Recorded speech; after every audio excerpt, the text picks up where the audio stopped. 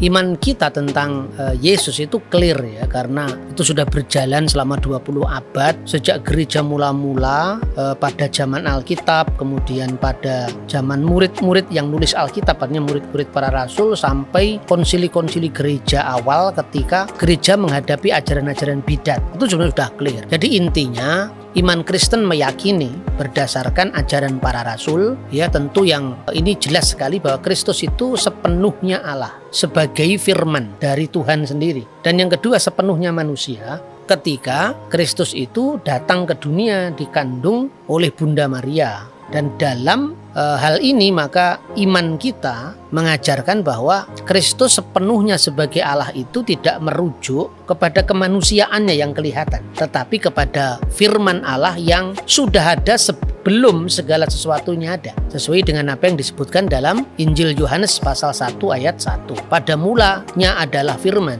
dan firman itu bersama-sama dengan Allah, dan firman itu adalah Allah. Nah, siapa firman yang bersama-sama dengan Allah ini? Apa perannya? Ayat 3 menjelaskan segala sesuatu dijadikan oleh Dia. Tentu dijadikan oleh Yesus sebagai firman yang kekal tadi, bukan dijadikan oleh kemanusiaan Yesus, ya. Dan tanpa Dia, tanpa firman Allah itu, tidak ada sesuatu pun yang jadi dari segala yang telah dijadikan.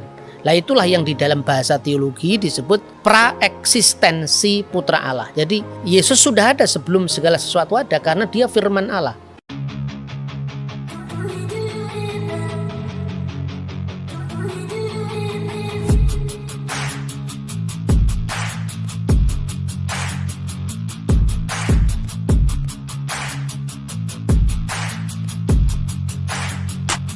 Selamat datang di channel Bela Kebenaran. Kami hadir untuk memberikan informasi opini dan atau fakta terhadap situasi yang sedang terjadi. Mari dukung channel ini dengan cara menekan tombol subscribe dan bunyikan loncengnya. Terima kasih.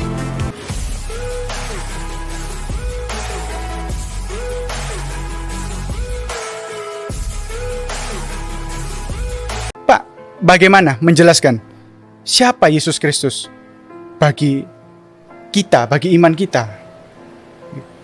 Iya, Shalom alaikum besem hamasya.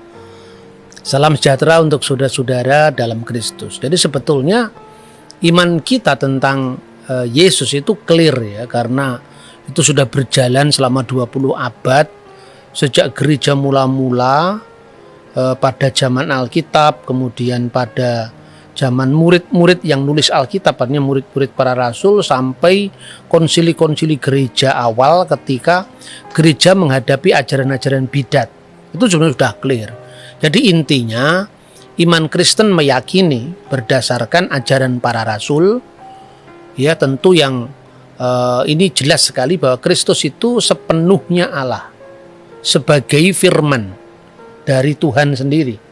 Dan yang kedua sepenuhnya manusia ketika Kristus itu datang ke dunia dikandung oleh Bunda Maria.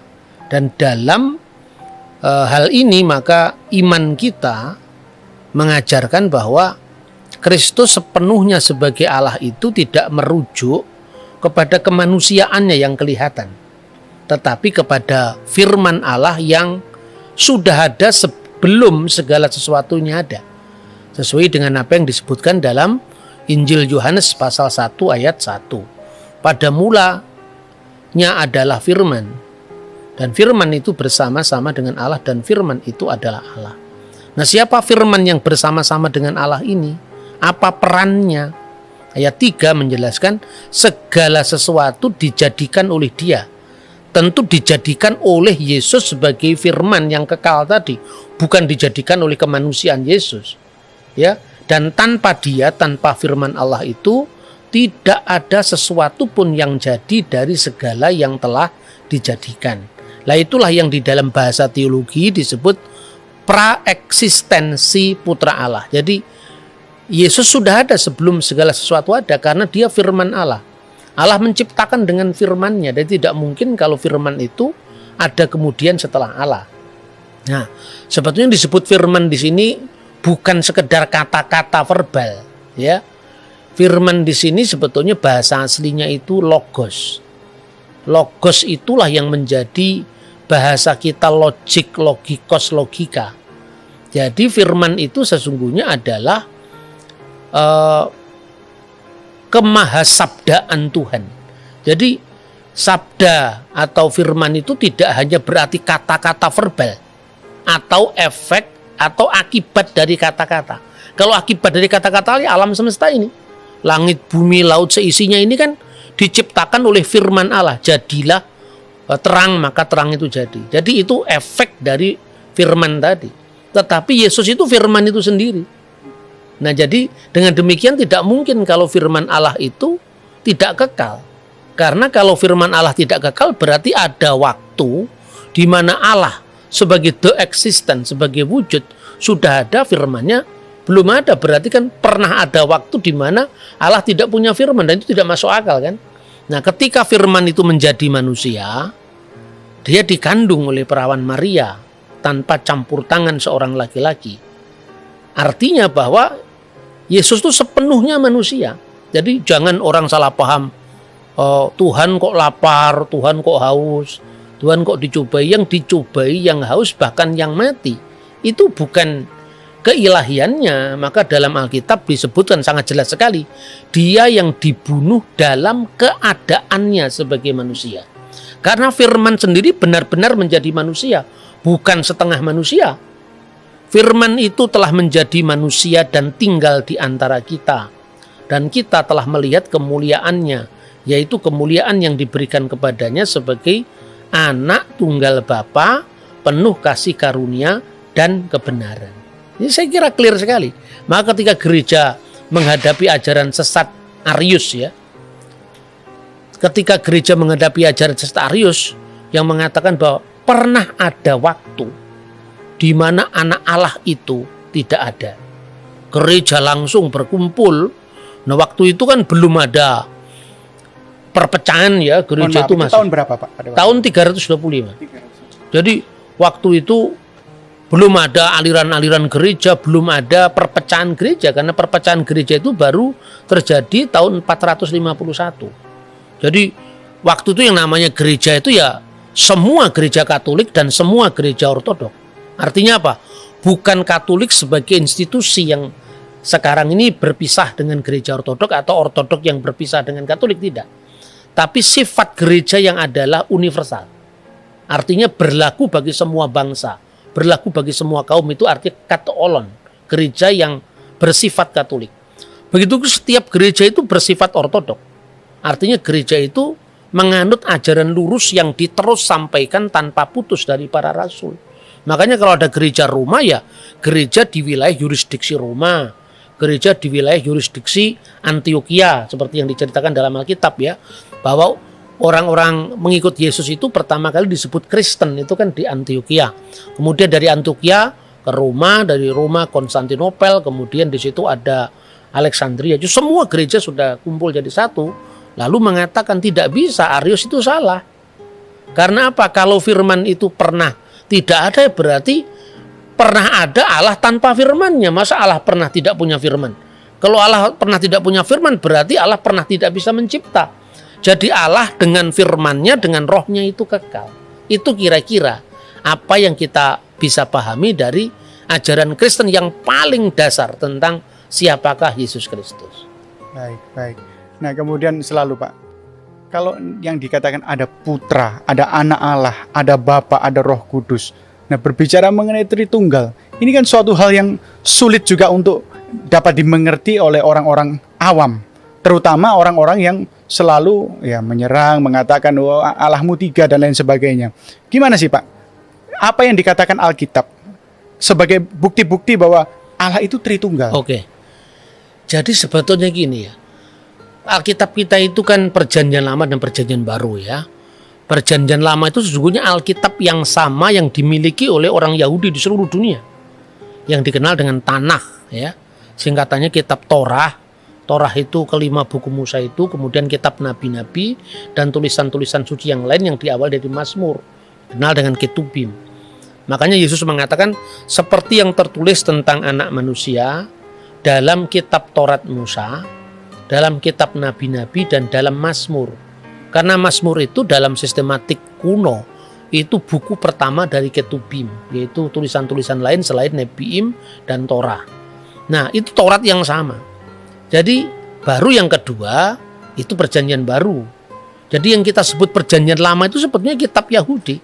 Jadi kalau kita membaca Taurat dalam bahasa Ibrani itu Tauratnya Yahudi sekaligus Tauratnya Kristen. Jadi ini sekaligus juga bisa untuk menjawab kesalahpahaman bahwa orang Kristen telah memalsukan Taurat. Kalau memalsukan Taurat kan Tauratnya sudah beda dengan Taurat Yahudi kan. Orang Yahudi yang tidak percaya Yesus pun membaca Taurat yang sama. Jadi perbedaannya pada penafsiran bukan pada teks.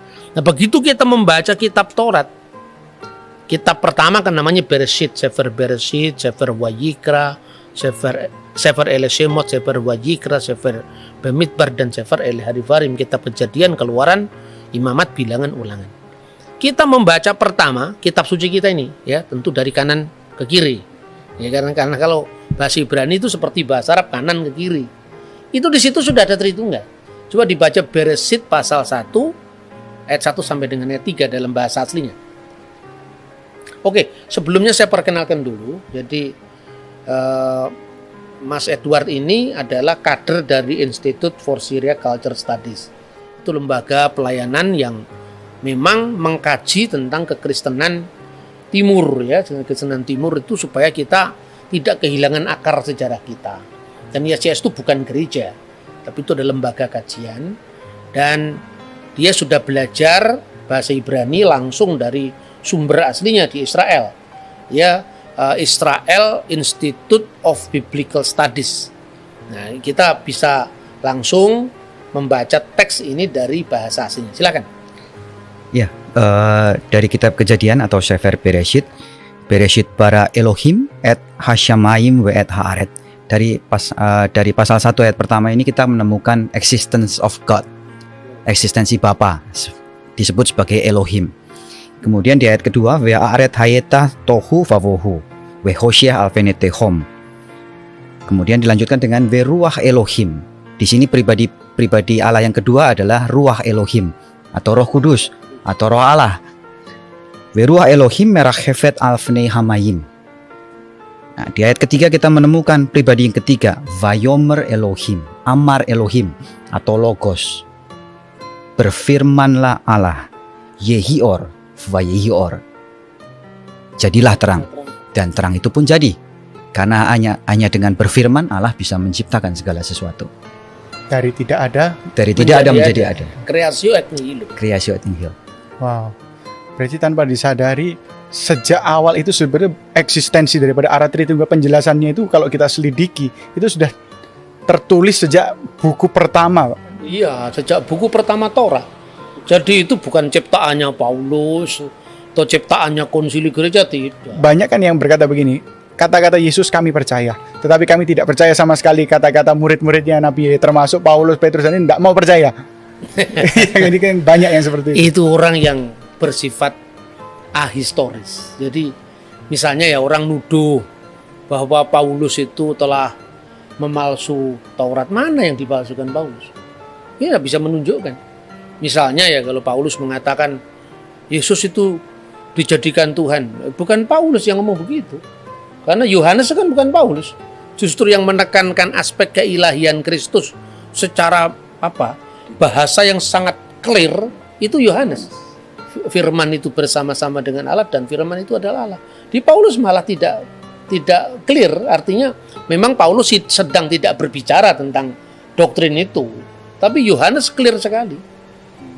Dan ada satu hal lagi yang menarik dari 3 ayat pertama ini secara gramatikal adalah kata bara. Bara itu secara gramatikal adalah kata yang dipakai untuk orang ketiga tunggal laki-laki. Jadi he created, dia telah menciptakan. Tapi subjeknya Elohim itu adalah subjek plural. Jamak keagungan. Jamak pluralis ya, majestaticus. Ya. Jadi dari kalimat pertama dalam kitab Kejadian ini sudah membuktikan bahwa ini irregular. Ini bukan sesuatu yang biasa-biasa. Elohim yang dalam gramatikal jamak, tapi pakai katanya bara. Pak, bisa dijelaskan lagi Pak, yang lebih sederhana. Kita Oke. sama-sama.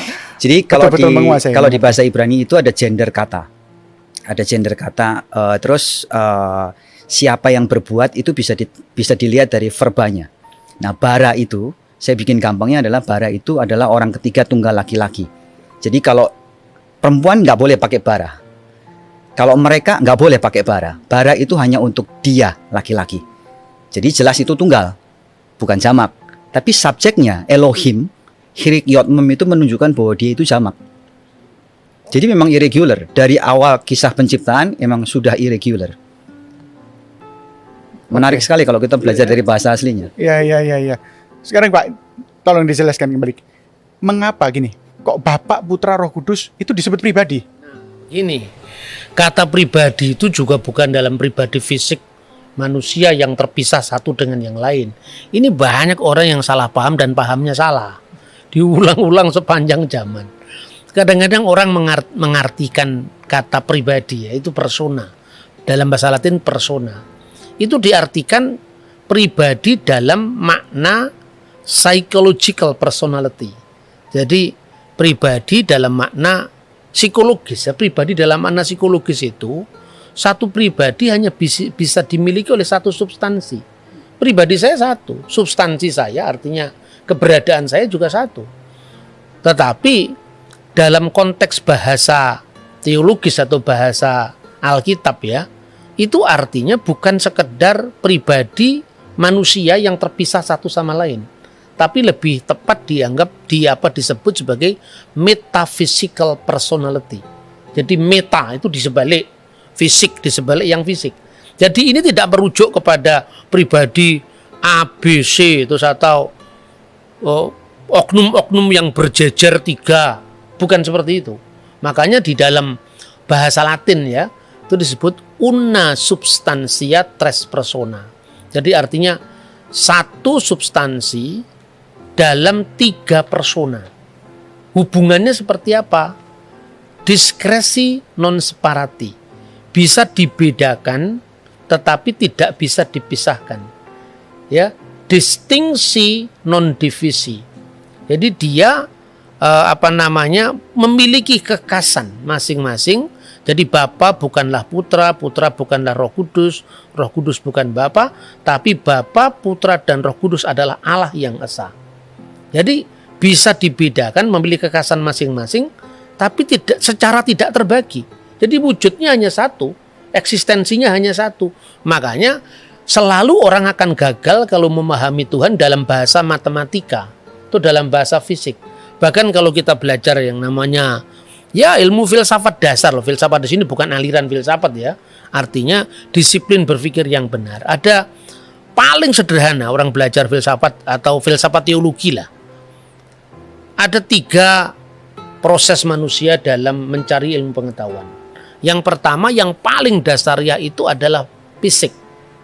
Fisik itu ya ini benda. Wujudnya apa ini? Persegi panjang. Ini kan semua mata bisa melihat. Mata melihat ini fisik. Ya toh? Misalnya gelas ini bundar. Itu semua orang bisa melihat. Hanya orang yang buta warna atau buta yang tidak bisa melihat itu. Itu tingkat paling dasar. Tingkat kedua itu adalah matesis. Matesis itu dikalkulasi di otak. Misalnya 3 kali 3 sama dengan 9 misalnya. 5 kali 5 sama dengan 25. 25 kali 5 sama dengan 125. Mana 125? Ditulis 1, 25 itu kan angka. Itu simbolnya 125. Tapi 125 sendiri itu ada di alam kalkulatif kita, bukan di wujud fisik. Apalagi kalau dikatakan 1 juta kali 1 juta malah tidak bisa digambar. Nah itu matesis ya.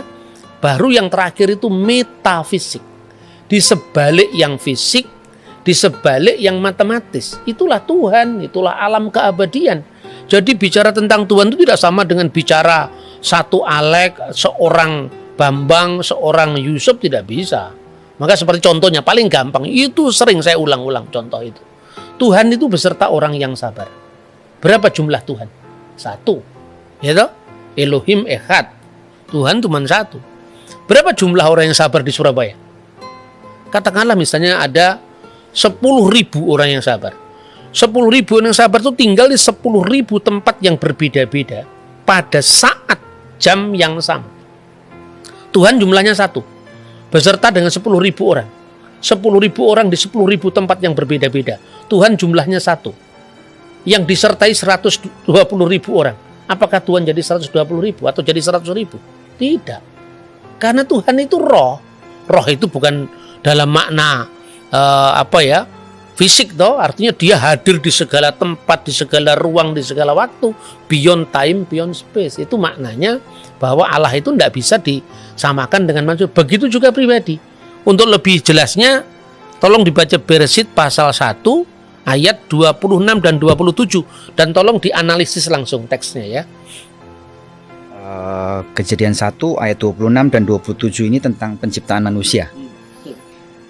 Sangat menarik. Vayomer Elohim naase Adam betsal menu kitmutenu veyirdu pitgat hayam vehaof hasyamayim uva behemah uve kol haaretz uve kol haremes haromes al haaretz. Jadi ayat ini dimulai dengan berfirmanlah Allah. Tapi dikatakan naase. Naase itu secara gramatikal Ibrani yang nggak ketemu di bahasa lain, mereka punya namanya volitive system. Jadi kalau kita berbicara kepada orang kedua itu namanya imperatif. Tapi kalau kita berbicara pada orang pertama, strong will dari orang pertama itu namanya kohortatif. Strong will dari orang ketiga namanya jasif. Memang agak rumit kalau kita belajar, tapi kita mesti harus belajar sampai ke situ. Nah, naaseh itu adalah volitive system untuk orang pertama jamak, artinya kita. Jadi kalau terjemahan bebasnya itu marilah kita, let us, ayolah kita, ayo kita gitu. Bukan nyuruh orang lain, ini nyuruh diri sendiri, volitive system. Nah, kita nggak ketemu yang gramatikal seperti ini di bahasa Indonesia, apalagi nggak ada gitu. Ya, jadi dikatakan bahwa naase Adam, marilah kita menciptakan manusia, membuat. Ya, jadi pakainya asa, bukan bara lagi ini, asa. Karena dibuat dari sesuatu yang substansinya sudah ada. Ya, nanti ya, dari debu tanah menjadi manusia. Nah, Adam ini diciptakan untuk menguasai. Ya, itu kita belakangnya sudah tahu. Cuman gramatikal yang menarik adalah ketika Tuhan seperti berbicara kepada dirinya sendiri. Ayolah gitu. Ya. Bahkan kalau saya enggak salah Pak, di kitab-kitab tetangga kita juga menggunakan kami itu. Kalau itu enggak usah kita urusi ya. Karena kalau dalam agama lain tentu misteri seperti ini tidak bisa dipahami dari sudut pandang kita. Kata nahnu dalam bahasa Arab itu betul artinya itu jamak. Tapi di situ ya jamak keagungan yang tak terjabarkan. Hanya itu. Kita fokus saja pada Alkitab. Ayat 27. Ayat 27 kembali menarik lagi karena dipakai lagi kata bara. Vayifra Elohim et ha-Adam. Maka Allah menciptakan manusia sendiri. Enggak sama yang lain. Jadi yang kita, yang kami, yang jamak tadi mendadak hilang di ayat selanjutnya. Vayifra Elohim et ha-Adam Bet Salmo menurut gambarnya, Bet Selem Elohim menurut gambar Allah, Bara Oto diciptakanlah dia, Zahar Unekeva Bara Otam, kembali bara. Jadi gini, ada yang menarik di kitab Tanah Ibrani itu, sesuatu yang diulang 2 kali itu artinya penting. Kalau sampai 3 kali itu extremely penting. Contohnya kalau kita baca dari kitab Yesaya, kados itu 3 kali, itu extremely penting. Ya. Nah, ini dipakai kata bara sampai 3 kali. Vayifra Elohim, kemudian bara oto diciptakanlah dia. Artinya pertama diciptakan Adam. Kemudian di akhirnya diciptakan lagi bara otam. Dan semuanya itu adalah kata kerja untuk orang ketiga maskulin singular. Jadi nggak ada lagi yang kita punya keraguan bahwa Allah itu menciptakan beramai-ramai, nggak ada, nggak seperti itu. Ya, kira-kira seperti itu yang dari ayat 26. Ya, jadi begini.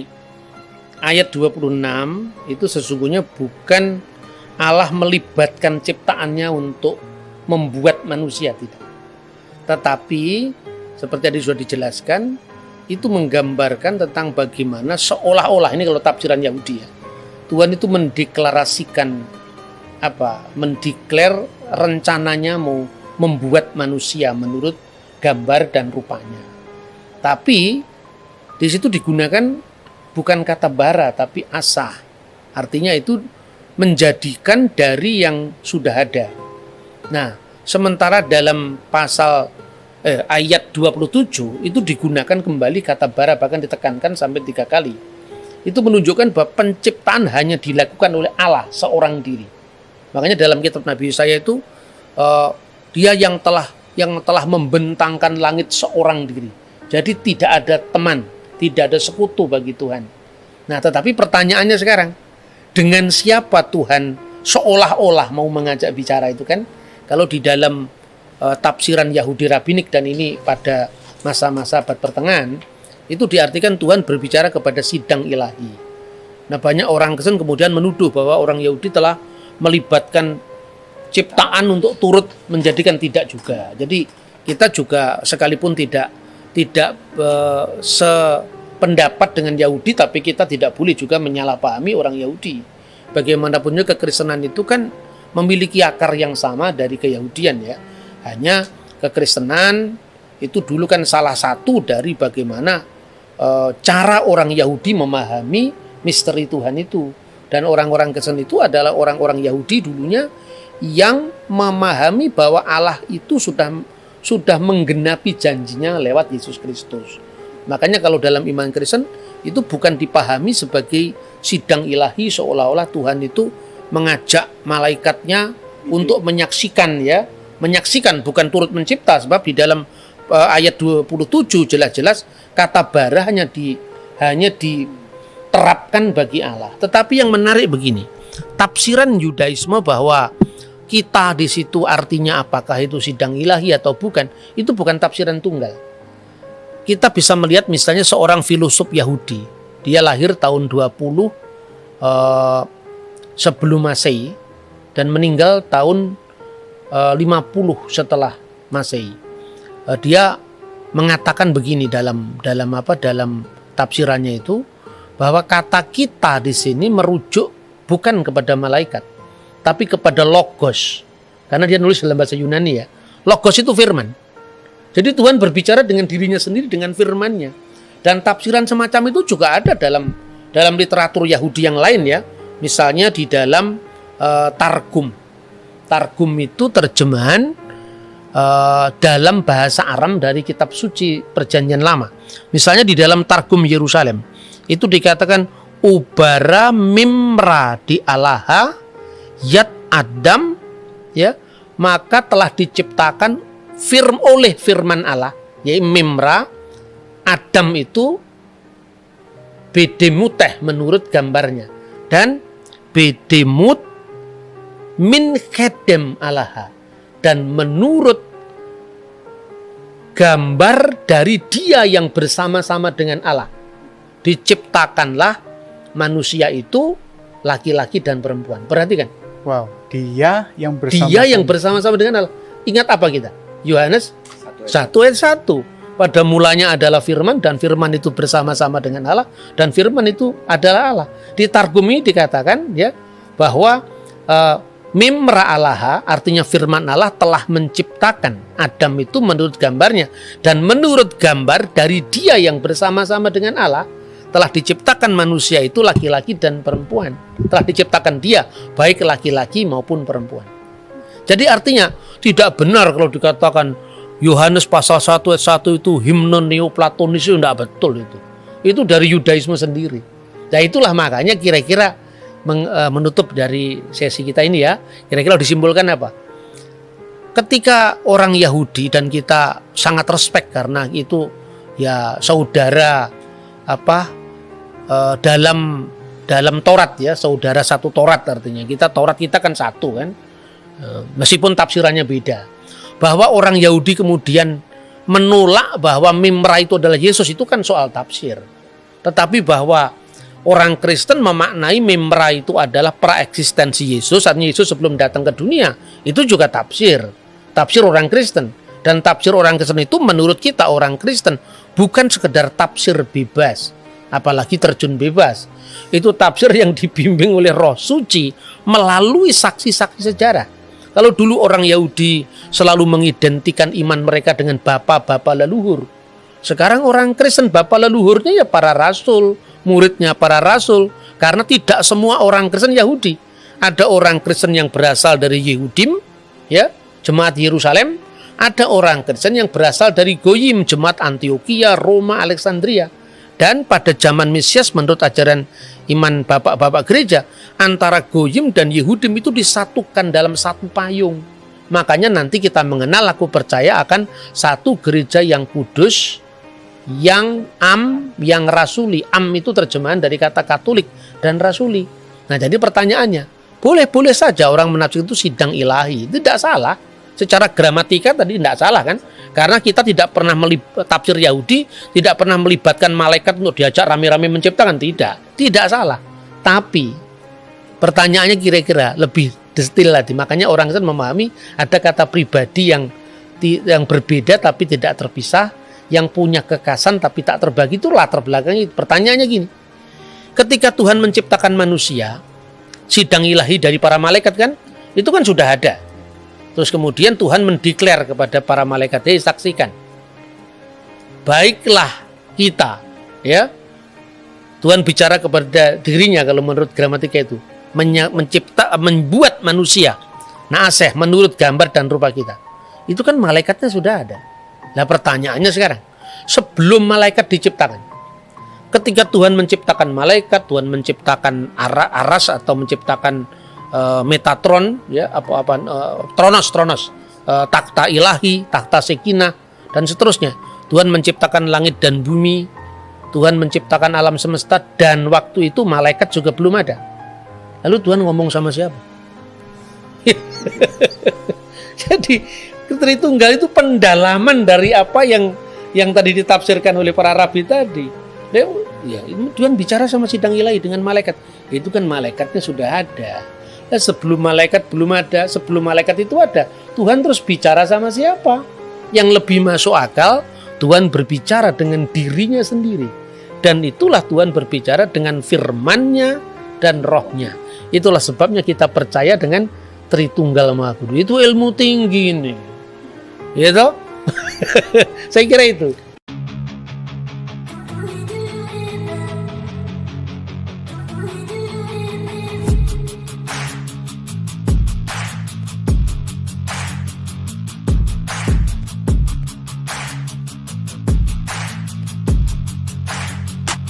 Selamat datang di channel Bela Kebenaran.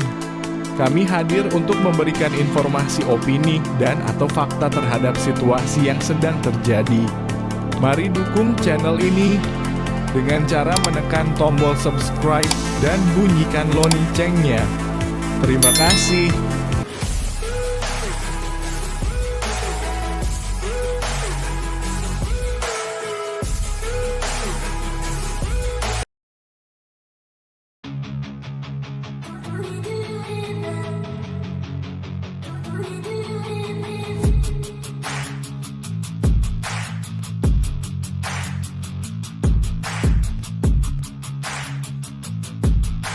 Terima kasih sahabat sudah menyaksikan tayangan kami hari ini.